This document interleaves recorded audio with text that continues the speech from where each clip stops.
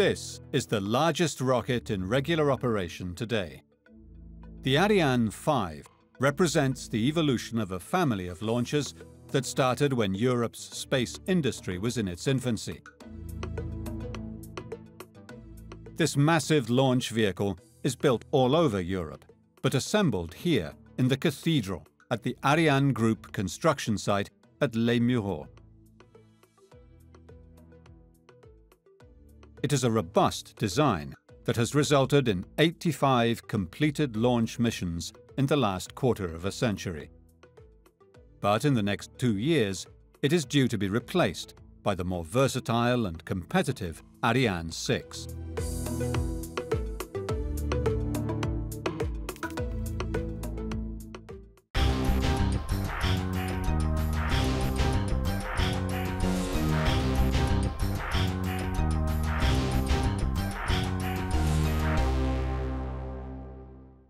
Six, 5, 4, 3, 2, 1, top.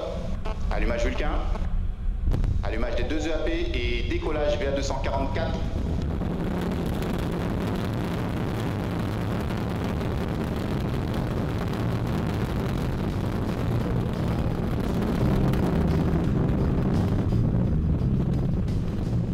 The Ariane 5 launcher shoots into space. Its rockets not only pushing its own weight in metal and fuel, but also a high-tech payload. The launch is the culmination of decades of development, experimentation and research in engineering and ballistics. The two lateral boosters weigh 227,000 metric tons each when full of fuel, the equivalent of more than 15 towers of Pisa. They are 30 meters tall. Each one provides 6,000 kilonewtons of thrust, 6,000 times the force of gravity, and pushes more than twice the weight of the launcher and its payload. This is just the beginning of the Ariane 5's voyage into space. That's why rockets are dangerous, because they are, by nature, they are very explosives. Reaction, which was found by Newton in 1687, okay, is you expel something behind you fast, and the faster you expel it and the heavier what you expel is, the more reaction you get. The most exciting moment, and this is the reason why we are having that profession, is the first time you launch a new launcher, or the first time you launch a launcher on which you have had a key role in the design of it, or for my case, this was in the change of the flight software, rebuilding the flight software of a launcher. The Ariane rockets were developed in France, but draw on almost a century of experimentation and research worldwide. Europe's rocket scientists began with simple, unreliable machines. One of the founding fathers of modern rocketry, the Russian Konstantin Tsiolkovsky, discovered the propellant power of liquid hydrogen and oxygen. In 1914, the American Robert Goddard proposed multi-staged rockets, solid fuels, and the use of the Laval nozzle, narrowing at the waist to accelerate the hot gases to supersonic speeds. In Germany in the 1920s, Hermann Oberth studied rocketry and proposed that rockets could be used to explore interplanetary space. But when the Second World War broke out in 1939, all Germany's rocket science was put to building wonder weapons. Wernher von Braun led the rocket program based on the Pomeranian shoreline at Peenemünde. It did not change the course of the war, but it opened a new chapter in space exploration when Wernher von Braun moved to the United States under Operation Paperclip, while other top German scientists were taken to Russia. Wherever they were made, rockets were, at first, powered by extremely volatile propellants. One of the world's foremost aerospace journalists is Bernard Chabert from France. In a rocket fuel, you have two components. You have the propellant and the oxidizer. The propellant can be kerosene, just like on the first stage of Apollo, for instance, and the oxidizer is something which helps burn. And chemically, when you have this mix between a very raw fuel, propellant, plus a very basic but nevertheless violent oxidizer, the more violent it is, the more powerful it becomes. Engineers have learned from the many mistakes of the last century to produce the reliable, fine-tuned rocket engines of today.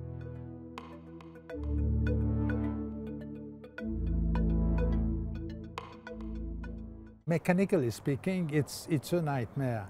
And then you bring them into a combustion chamber where they have to be precisely mixed, more precisely than any cocktail in a bar. It's really it's pure chemistry. You're working at the extreme of metal capabilities.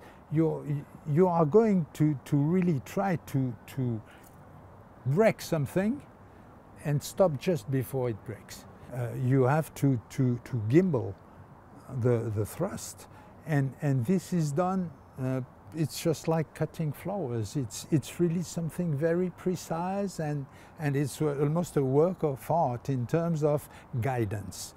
Russia's own rocket genius, Sergei Korolev, began the Soviet Union's own rocket program, developing first the Sputnik satellite, kicked into orbit by an R-7 rocket, and then the first manned spaceflight. By 1959, Russia had landed a vehicle on the moon and sent a satellite around it. Russia was winning the space race, and the United States had to respond. The Russians built the number of R-7 Semyorka they made is absolutely staggering. It's tens of thousands, because they used it for military use as ICBM, and they used it to launch Gagarin. They launched the Sputnik with it, they launched Laika with it, and today we are launching, Europeans are launching Semyorkas from Kourou, because that rocket is is so dependable and so predictable and so easy to use that it's still in use today, and it's more than half a century away. Outside the Soviet Union, only the United States had the ability to launch satellites. European nations came together to attempt to launch their own rocket, but it was a disaster.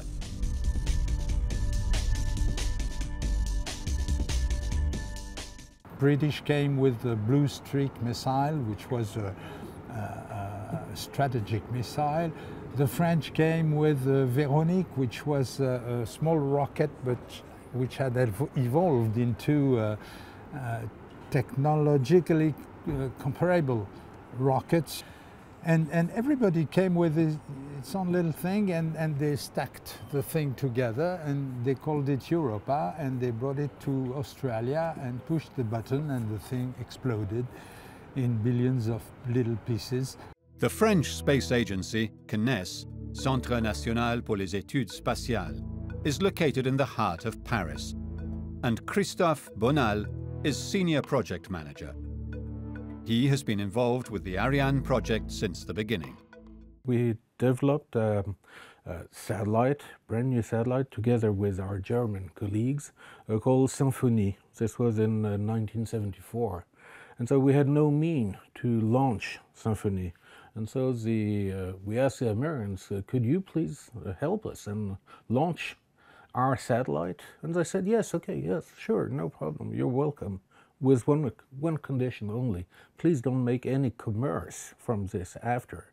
Just keep it experimental, and don't do any commercial activity out of this.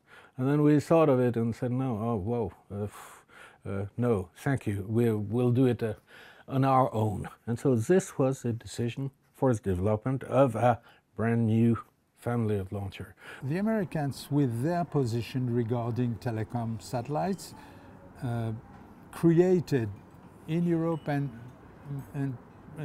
more specifically in France, created a kind of reaction, and some of the French said we need to be independent in terms of launching capacity.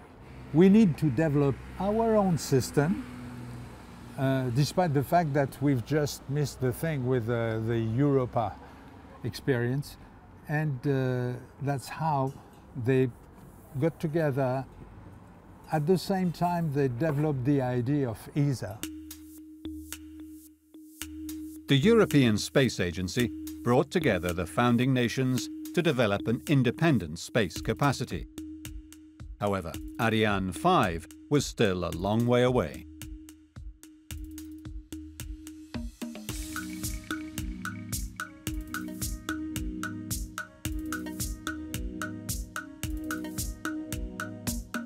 In the 1970s, NASA developed the Space Shuttle, a reusable launch system that was designed to radically bring down the cost of launching satellites. It was an engineering masterpiece. There was this old idea of an aircraft going so fast and so high that it would get into orbit, and it became the shuttle. But the thing is that I was there in Houston when they were launching the shuttle idea, and we had endless conferences about that, and people saying the shuttle is going to be a mix between the best of the rocket and the best of the aircraft. And the end result was that the shuttle was a fabulous mix between the worst of the rocket and the worst of the aircraft. When they did the space shuttle, in their opinion, it was such a revolutionary machine, which should be able to fly every day, and for cost, negligible cost, so cheap, you know, just for use and so on and so on. And so they came and told us, so, but stop your Ariane 5, it's useless. Just come and work with us in the space shuttle. And we said, oh, sorry, but we like our autonomy, and okay, our launcher may be conventional, but we think it has some future. It paved the way for the huge success of Ariane that we still have today. The Europeans decided that there was a market. What does the market want? What does the market need? And they found out that everybody in the world was waiting for the age of telecommunications to arrive. And so they developed the first model of Ariane, and they evolved it into different new systems, which were only beefed up versions of the basic philosophy, up to Ariane 4, which was probably the most extraordinary of them all in terms of delivery, in terms of cost per kilo to orbit. Demand for the ability to launch satellites into space was literally skyrocketing. The Ariane family of launchers evolved throughout the 1980s, together with the telecommunications and observation satellite markets. By 1990, the Ariane 5 was well on its way to being the workhorse of commercial rocketry. This is the so-called cathedral, where the Ariane launchers are assembled. It is here that the mystery of spaceflight becomes solid engineering. Hervé Gilbert is the chief technical officer of the company that actually builds the rocket, ArianGroup.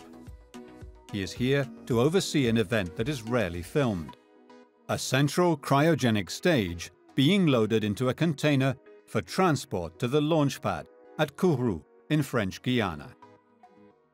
We are in our final assembly line in Europe. This is the building named Building 60 in Les Mureaux, where we assemble the main cryogenic stage of our Ariane 5 rocket.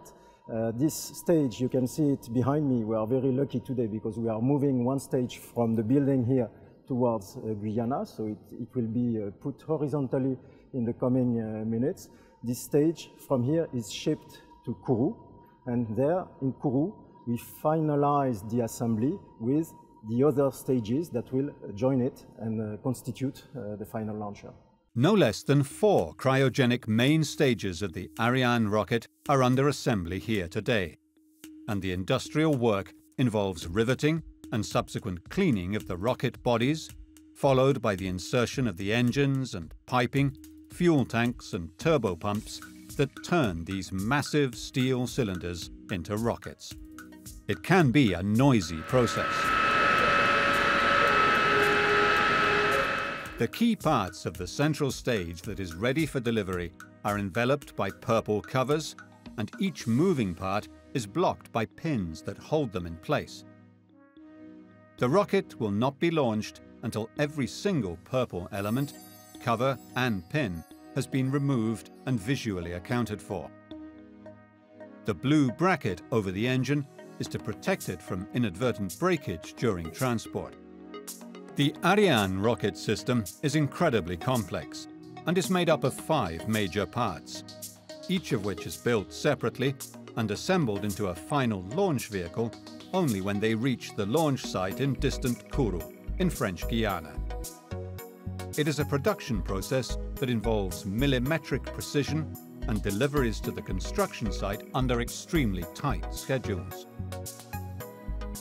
So if we look at the rocket as a whole, this is a matter, at the time of liftoff, this is a matter of 780 tons, of which the 2 boosters, there are 230 tons of propellant in each of them. You have 2 large solid boosters here, which are used to provide a very large thrust, typically 7,000 kilonewton or 700 tons for the older one. So they burn during 2 minutes and they expel 2 tons per second. So imagine we are expelling the equivalent of 2 cars through a hole which is large like this, 2 per second, okay, 2 tons per second at velocity of 20,000 kilometers per hour. So this is producing a huge thrust. This helps us really lifting from ground, getting out of the atmosphere.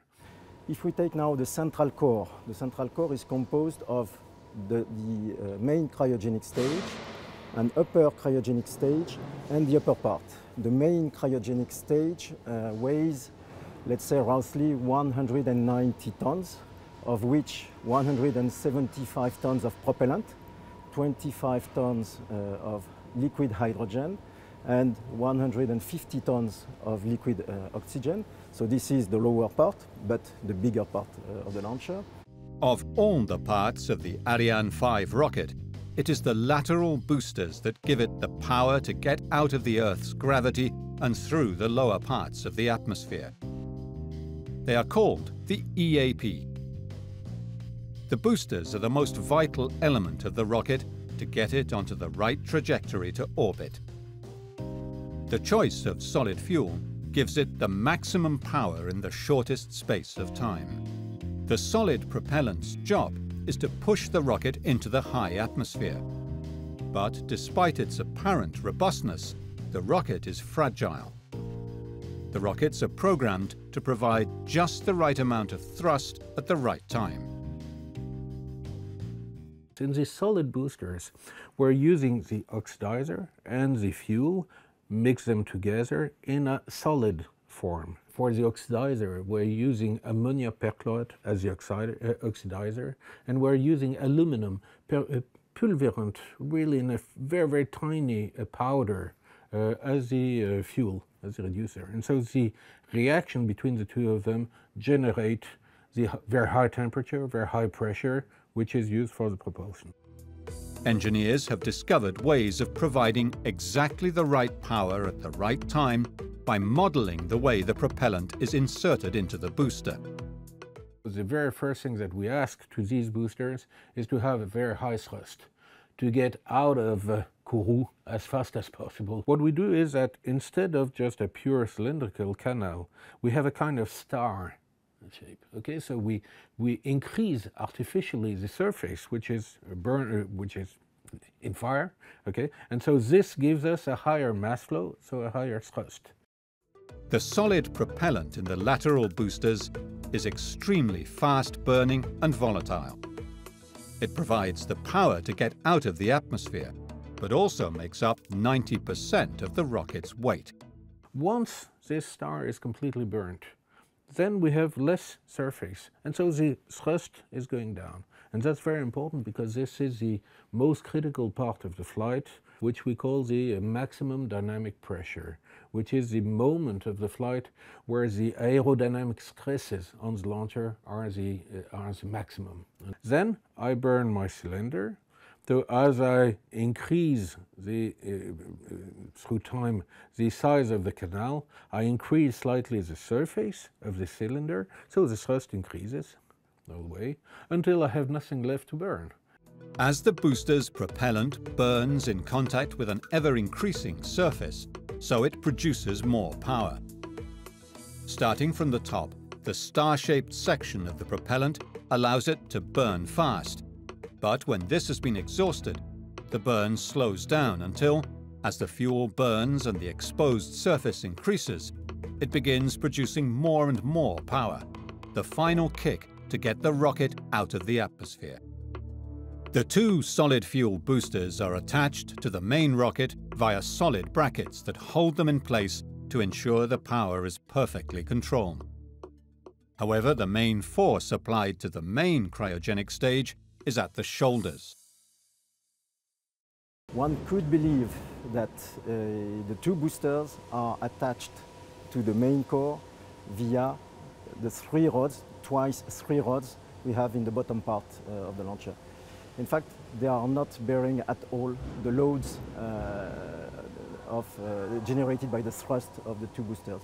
What we do is that we link actually the main core and the boosters through the head of the boosters. In fact, we push the main core and the main cryogenic stage that you can see behind me, in fact, is not designed to sustain the very high loads that would come from the boosters through the rear part, but it is simply hanging between the two boosters. This is our little secret, let's say. All the thrust goes through this here. Here we have a kind of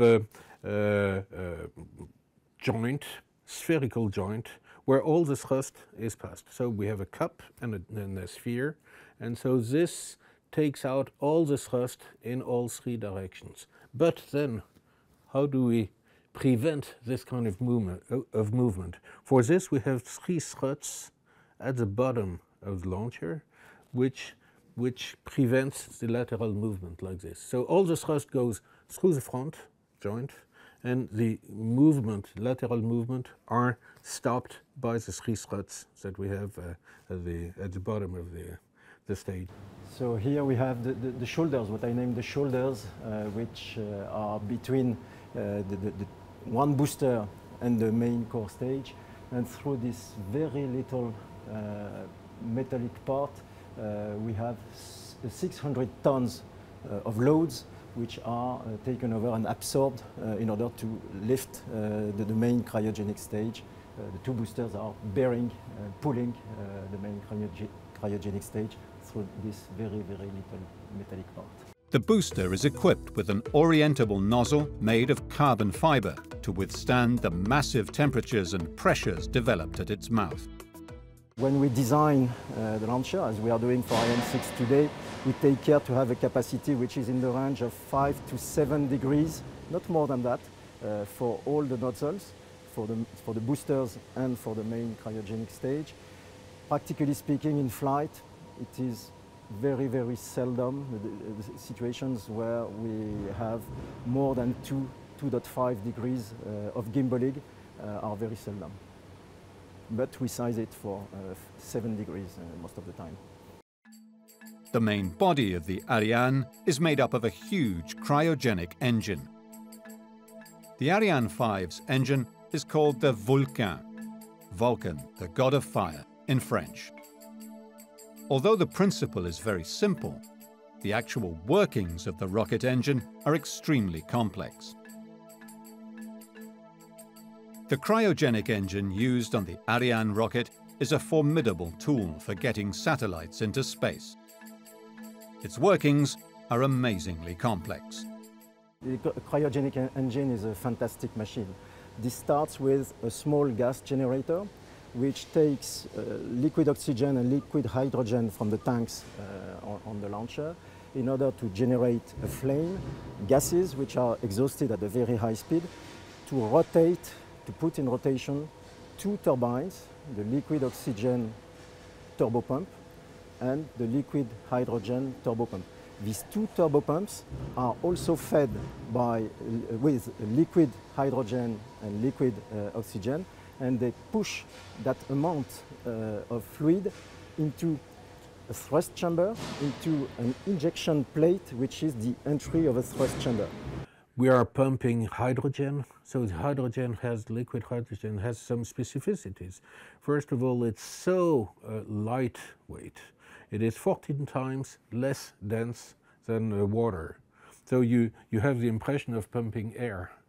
So for this you need to have very, very high performance turbopumps going very fast in order to pump as much as possible. So for instance, the turbopump of the Vulcan engine on the hydrogen side is something of the size of a microwave oven, if you want, and it has the same energy as two TGV trains, two fast trains, so it's very, very, very impressive. So you have one turbopump for hydrogen, one turbopump for oxygen, and so from the outlet of those you inject in the combustion chamber.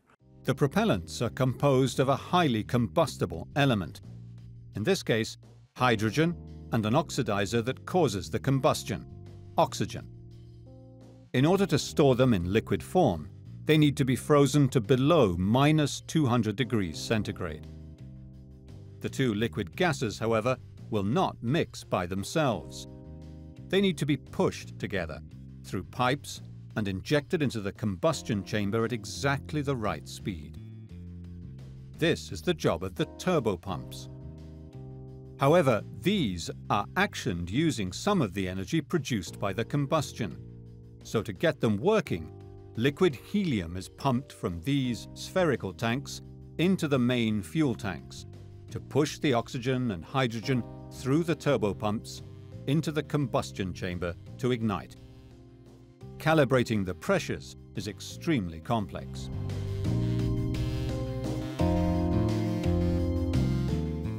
Bringing all the pieces together to build an Ariane 5 is a remarkably complex operation. The main stage is completed here in Les Mureaux, but the Vulcan engine is built in Vernon in Normandy, while the boosters are made in Bordeaux, and the third stage in Bremen, Germany. The turbopumps for the engines are made in Italy. Bringing all this material together and making sure they all fit is a complex operation and requires months of checks and tests. Parts are coming from Germany, MT Aerospace in Augsburg for the upper skirt.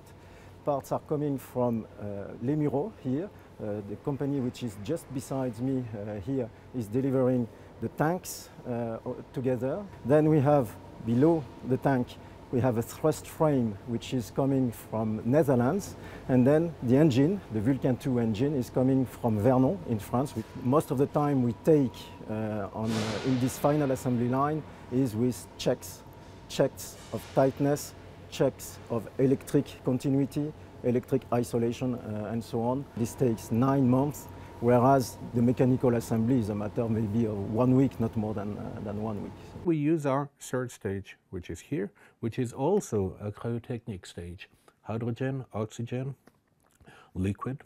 We have 15 tons of them, propelled with an engine which is called the HM7B, okay, which is the and so this one guarantees it works during for 20 minutes roughly and gets all the way to orbit. And so once it reaches the proper orbit, then it is automatically cut. While the main parts are made in France and Germany, with the payload fairing coming from Switzerland, the final rocket is assembled on the launch site at Kourou in French Guiana, where the solid fuel is mixed and molded for insertion into the boosters, and, as a very last stage, the the cryogenic liquid fuels are loaded into the central and second stages. Kourou, French Guiana, is a tropical paradise. But most people come here not for the beaches, but because of its latitude. This is an ideal place, close to the equator, to launch a payload into geosynchronous orbit. Here, vital activities complete the production process of the Ariane 5 rocket. This is where the boosters are filled with solid fuel, and where the liquid gases, hydrogen, oxygen, and helium, are loaded into the tanks. The ground infrastructures are massive, and the launch pad is designed to survive the huge thrust provided by the rockets and the cryogenic engines. This is where the weather is monitored, the winds especially, that can cause a mission to be delayed or even aborted. This is where the control room follows every second of pre-flight activity, and where the computers that control the flight are located. It is a massive infrastructure owned and run by the French space agency CNES. 5, 4, 3, 2, 1, top. Allumage Vulcain, allumage des deux EAP et décollage VA244.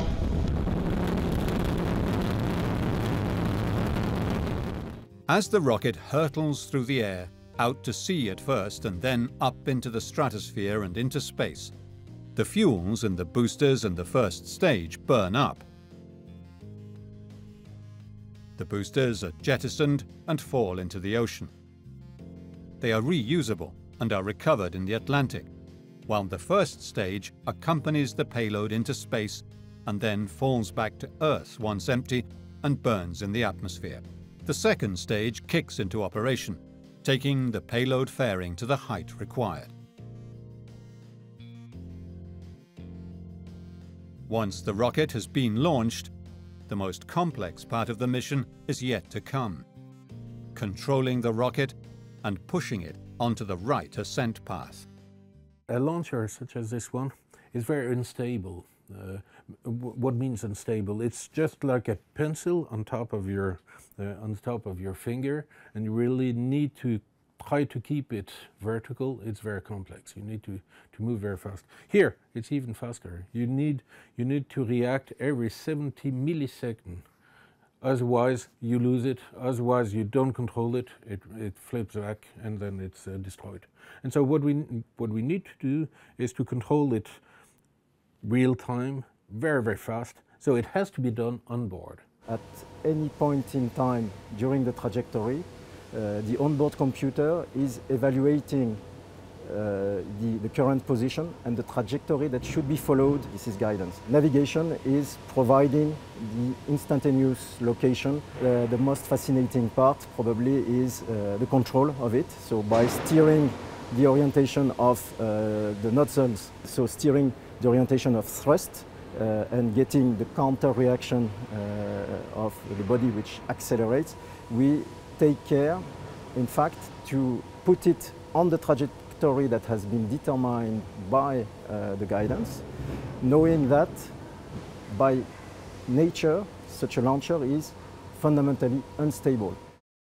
There are different kinds of orbit, and since the Ariane is able to carry 2 satellites, a dual payload, the final stage with the payload fairing is sometimes required to move from one orbit to the next.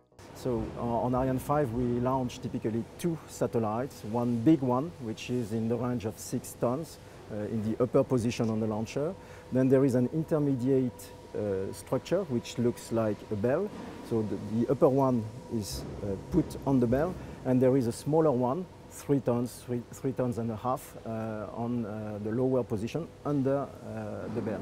So this is the performance of Ariane 5, 10 tons roughly for the geosynchronous transfer orbit. Okay. Ariane 6 will be a little bit better by 1 ton, typically 1 ton more, which will be allocated both to the smaller one and to the bigger one. Today, the average size of a satellite, of a GEO satellite, is 5 tons at launch. Though 2 of them, we need 10 tons. And so this dictated the performance of Ariane 5.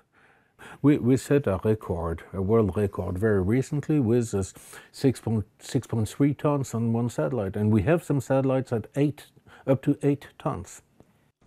This is the most delicate phase of the mission.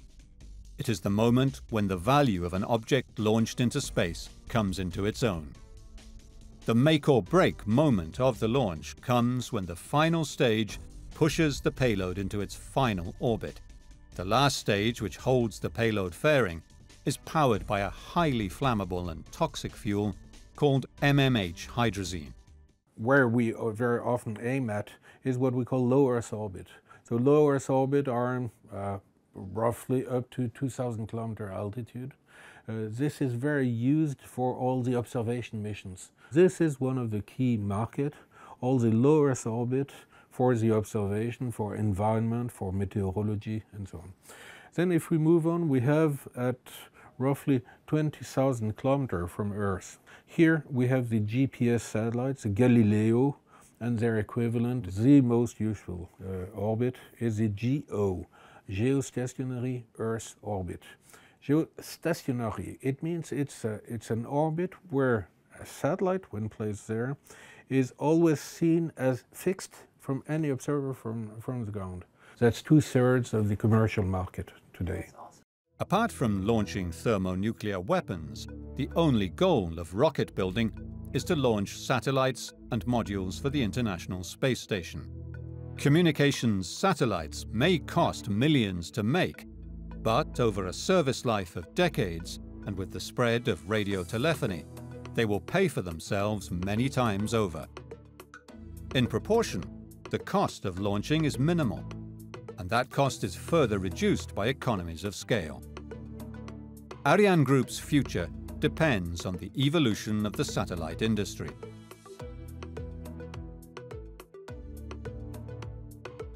While Ariane 5 was initially developed by the European Space Agency under the technical leadership of the French space agency, CNES, the next European rocket is being developed directly by the constructor, ArianGroup. There was a decision that was made by the European member states, the European governments, 4 years ago, by which we decided to group under one single umbrella, one single industrialist, the role of lead system integrator in production, which means the architect of the launcher during development and design of the launcher, and the engine manufacturers, so teams from Airbus for the first part and from Safran Group were put together in one single company, which is our company now, ArianGroup, and the decision was made that this company should be the prime contractor and the architect of the launcher. Competition in the marketplace has picked up with the arrival of private constructors. The first launch of the Falcon Heavy in February 2018 seemed to be a turning point in Elon Musk's ability to deliver heavy satellites into space. ArianGroup has chosen a different path for the time being. We have changed some little but big things on Ariane 6 with respect to Ariane 5. The boosters are smaller on Ariane 6 than on Ariane 5. So this is a matter of 147 tons of propellant per booster on Ariane 6. So 2 big boosters for Ariane 5 and 2 or 4 smaller boosters for Ariane 6, which gives modularity and which gives us the opportunity to launch small payloads at low altitude, low Earth orbits, or bigger payloads, even slightly bigger than the ones of Ariane 5 today, when we have 4 boosters on high altitude orbits. Being able to modulate the weight and power of the launcher will mean that Ariane 6 will be offering a more flexible launch service. Many smaller satellites or fewer large satellites, 2 lateral boosters or 4. And above all, the final stage can be reused to position satellites in different orbits. The cryogenic engine will be improved, although the basic structure will remain the same. Construction of the rocket will be more streamlined too, and the thousands of rivets holding together the cylindrical segments of the rocket will be replaced by a new form of welding. Another aspect is, another example I have in mind, is about the way we weld the panels that constitute the tanks. So we had quite old technique which is used on Ariane 5, because Ariane 5 has been designed in the 90s, even a little bit before the 90s. So all the welding techniques are replaced now by a safer one, a more secure one, which is named friction stir welding, and which works simply by melting the two parts you want to join. You melt the interface between them, and then they naturally stick to each other without any defect and discontinuity in the material. Friction stir welding uses friction to melt two surfaces to weld together, and as they melt, they are pushed together to form a single surface. It is another new manufacturing technique that increases robustness and lowers cost. What we have been doing, what we are preparing, on Ariane 6, is new ways of manufacturing. Additive manufacturing is really paying off when we are speaking of propulsion parts, parts of turbopumps, parts of gas generators on board of the engines, building these parts via additive manufacturing, which is 3D printing. By doing that, we save a lot of times. We save months in the production of these parts, a lot of energy, a lot of power supply. So there are lots of savings done here, but we keep the same material as before. We just manufacture the part in a totally different manner. The Les Mureaux plant has been redesigned with an entirely new factory built alongside the cathedral. The Ariane 6 will be built horizontally, allowing easier access for workers. Europe deploys its own navigation system, Galileo, using the old Ariane 5 workhorse that has paved the way for European access to the growing space economy.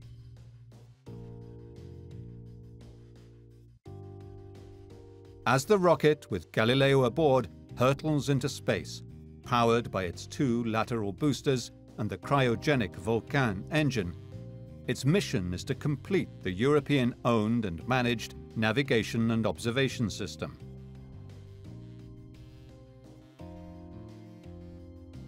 In the future, exploiting space will take not bigger rockets, but more versatility, and Ariane 6 and other rockets such as the Italian Vega attempt to stay competitive on the market.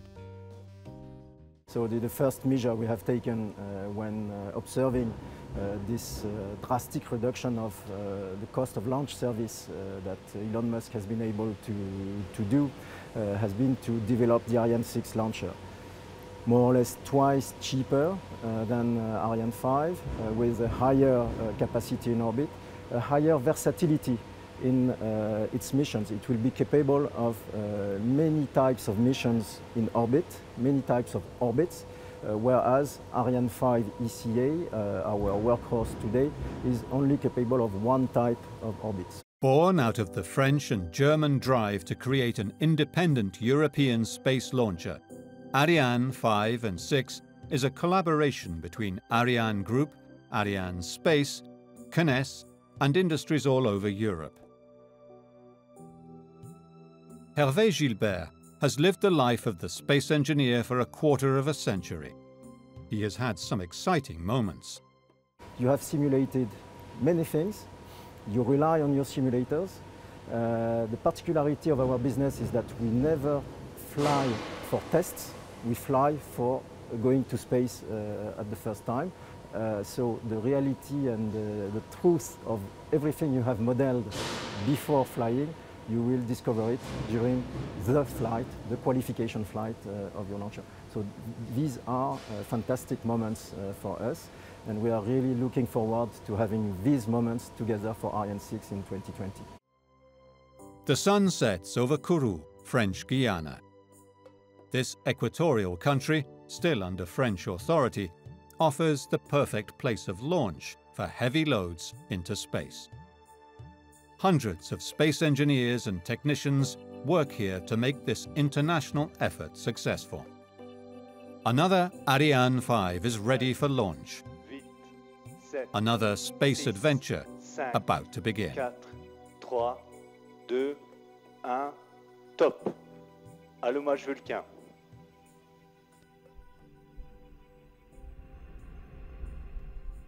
Allumage UAP, décollage.